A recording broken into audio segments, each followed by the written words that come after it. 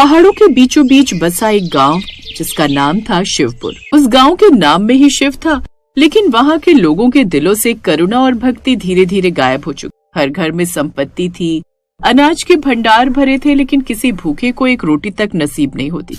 इसी गांव के आखिरी छोर पर एक टूटी फूटी झोपड़ी में रहती थी मीरा, जो कि एक विधवा, गरीब लेकिन अत्यंत श्रद्धालु महिला थी। मीरा का पूरा संसार सिर्फ भगवान शिव की भक्ति पर था। हर सुबह वो गंगा जल से एक छोटा सा शिवलिंग धोती, बेलपत्र चढ़ाती। भोलेनाथ, मेरे पास धन नहीं, लेकिन मेरा मन आपके चरणों में है। अगर कभी परीक्षा लेनी हो तो ले लेना, पर मेरी श्रद्धा मत छीनना। ये देख गांव का सेठ उसका बड़ा मजाक उड़ाता था, जो कि बड़ा धनी था। अरे सीता, रोज उस पत्थर से बात करती रहती है, आखिर मिलता क्या है उसकी पूजा करके? सोती तो तू कई बार भूखी है। तुझे क्या लगता है पत्थर की पूजा करने से तू अमीर हो जाएगी? पेट तो आज न कल भर जाएगा, लेकिन आत्मा भूखी रह जाए तो क्या होगा? ऐसा कहकर वो वहां से चली गई। मीरा का रोज का यही नियम था और सेठ अक्सर उसकी गरीबी और उसका मजाक उड़ाता, लेकिन वो रोज भोले शंकर की पूजा करती। ऐसे दिन बीते। फिर एक रोज शिवपुर में एक अजीब भिखारी आया।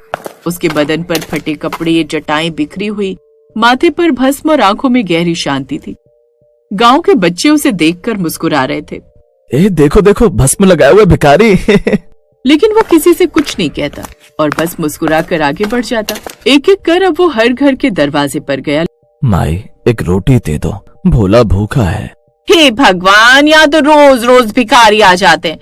जाओ कहीं और जाओ। अगर हम यूं ही भिखारियों में दान करते रहे ना तो पता नहीं क्या होगा। कान अब जाओ यहाँ से। अब वो दूसरे घर के दरवाजे पर गए, जो कि एक किसान का घर था। भाई, बड़े जोरों की भूख लगी है, चलते चलते थक भी गया हूँ। कुछ खाने को मिल जाए तो बहुत अच्छा होगा। खुद तो खाने को पूरा नहीं होता, अब भिखारियों को भी पाले क्या? चलो जाओ। न जाने कहाँ कहाँ से चले आते हैं। ऐसे ही एक एक कर वो इसके बाद और भी कई घरों में गए। किसी ने दरवाजा बंद किया, किसी ने गाली दी। फिर सारे गांव में घूमने के बाद वो आखिर में मीरा की झोपड़ी के सामने गए। तब तक शाम ढल चुकी थी। भिखारी लड़खड़ाते कदमों से मीरा की झोपड़ी तक पहुंचा। वो कमजोर आवाज में बोले, माई, अगर घर में कुछ बचा हो तो दे दो। फिर मीरा ने जैसे ही आवाज सुनी वो तुरंत बाहर आई। बाबा, अंदर आइए। मेरे पास खाने को कुछ ज्यादा तो नहीं है, लेकिन जो है प्यार से बनाया है। अब झोपड़ी में सिर्फ एक रोटी और थोड़ा सा साग था। मीरा ने वो रोटी उन्हें दे दी। बाबा, लगता है आपको ज्यादा भूख लग रही है, ये आप खाइए, मैं बाद में खा लूंगी। नहीं माई, अगर तू भूखी रह गई तो? उसकी चिंता आप मत कीजिए, मेरे भोलेनाथ स्वयं देख लेंगे। कौन, वो भोला महादेव? ओह, तो उसकी भक्त है। कितनी बड़ी भक्त है उसकी, साबित कर। अगर तुझे चुनना पड़े रोटी और शिव में से तो तू किसे चुनेगी? ये आप क्या कह रहे हैं बाबा? क्यों, घबरा गई ना? कहा था ना तू नहीं बता पाएगी। वो बात नहीं है बाबा। रोटी चली जाए तो शरीर रोएगा, लेकिन शिव चले जाए तो मेरी तो आत्मा ही मर जाएगी। मैं शिव को नहीं छोड़ सकती। इतना सुनते ही भिखारी जोर से हंसा। क्या हुआ बाबा, आप ऐसे हंस क्यों रहे हैं? तभी अचानक झोपड़ी तेज प्रकाश से भर गई। भिखारी का रूप बदलने लगा। जटाएं संवर गई, कंठ में नाग, मस्तक पर चंद्रमा, हाथ में त्रिशूल। अब महादेव स्वयं उसके सामने खड़े थे। ये देखकर मीरा हैरान रह गई। वो जमीन पर गिर पड़ी। प्रभु, आप मुझे क्षमा कर दीजिए, मैं पहचान न सकी। नहीं सीता, तू ही तो मुझे पहचान पाई, नहीं तो इस पूरे गांव ने तो इस भिखारी को धुतकार दिया, लेकिन एक तू ही है जिसने मुझे पहचाना। घर तो यहाँ बहुत सारे थे, लेकिन मुझे जगह मिली सिर्फ तेरे गांव में। तभी गांव के एक बच्चे ने चुपके से उन्हें देख लिया और पल भर में ही वो यहाँ से वहाँ चला गया। फिर कुछ देर बाद ही पूरा गांव इकट्ठा हुआ। सभी उनसे माफी मांगने लगे। तभी शिवजी की दृष्टि अचानक गांव के सबसे बड़े सेठ धनराज पर पड़ी। सेठ, तू सबसे धनी है, सबसे ज्यादा दान का दिखावा करता है। आज बता, जब मैं तेरे द्वार आया था तूने दरवाजा क्यों बंद किया? प्रभु, मैंने सोचा भिखारी रोज आते रहते हैं, भला मैं कैसे पहचानता कि आप हैं। आप अपने असली रूप में आ जाते तो हम आपको तरह तरह का पकवान बनाकर खिलाते। आपको इस गरीब के यहाँ भोजन करने की जरूरत नहीं थी। भक्ति मंदिरों में नहीं, मन में होती है। जो भूखे को भोजन देता है वही सच्चा भक्त है।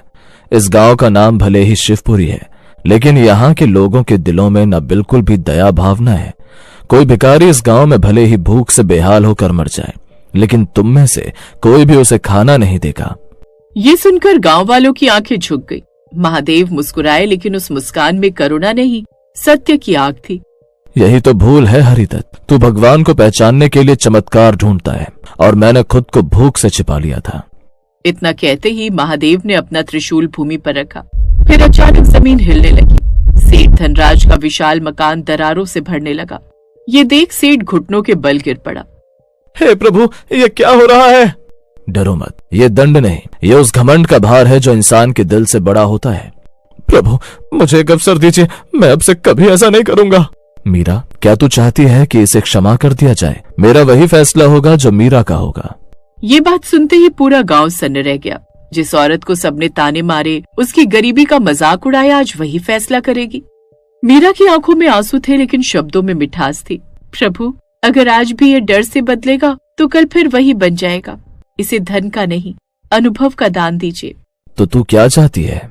फिर मीरा ने सेठ की ओर देखते हुए कहा, जिस तरह आप एक रात भूखे रहे, उसी तरह सेठ को भी कुछ समय बिना धन, बिना सम्मान, एक साधारण इंसान बनकर जीने दीजिए, ताकि इसे भी गरीबी का एहसास हो। फिर महादेव ने त्रिशूल उठाया। तथास्तु। फिर एक पल में सेठ धनराज के कपड़े साधारण हो गए। उसकी अंगूठियां, सोने की जंजीरें भी सब गायब हो गए और वो अब एक साधारण मजदूर बन चुका था। और मीरा की झोपड़ी एक बड़ी कोठी में बदल गई। महादेव वहां से अंतर्ध्यान हो गए। फिर कुछ दिन बाद सेठ अब वो सेठ नहीं रहा। रोज मेहनत करता, लोगों के ताने सुनता, भूख सहता। भाई, 2 दिन से काम नहीं मिला है, घर में खाने को रोटी भी नहीं है, कुछ दे दो। नहीं सेठ, याद है एक बार मैं भी तेरे दर पर ऐसे ही अपने बीमार बच्चे के लिए भीख मांगने आया था, लेकिन तूने भी उस वक्त मेरी मदद नहीं की थी। उल्टा कई बातें मुझे सुनाई थी। समझिए तेरे कर्मों का फल तुझे मिल रहा है। नहीं हे भाई, ऐसा मत करो, देखो ऐसा मत करो। ऐसा कहकर और भी लोग उसे वहां से भगा देते हैं, लेकिन फिर आखिर में वही मीरा उसे रोटी देती है। सेठ जी, ये लीजिए, खाना खा लीजिए। सेठ की आंखों से आंसू बह निकले। आज समझ आया, बहन मैं अमीर होकर भी कितना गरीब था और तू मुझसे कितनी अमीर थी। तेरा दिल कितना बड़ा था, इसीलिए महादेव तेरे दर पर प्रकट हुए। तभी महादेव की आवाज गूंजी, हरिदत्त, अब बताओ भगवान कहाँ मिलते हैं? प्रभु, मेरी समझ में आ गया, भगवान भूखे में, दुखी में और उस इंसान में मिलते हैं जो सब कुछ होते हुए भी बांटता है। सत्य कहा धनराज। इसके बाद महादेव ने सेठ का सब कुछ उसे लौटा दिया। लेकिन उस दिन के बाद सेठ ने उस पैसे का इस्तेमाल लोगों पर अपनी अमीरी दिखाने के लिए नहीं, बल्कि लोगों की सेवा में लगाना शुरू किया।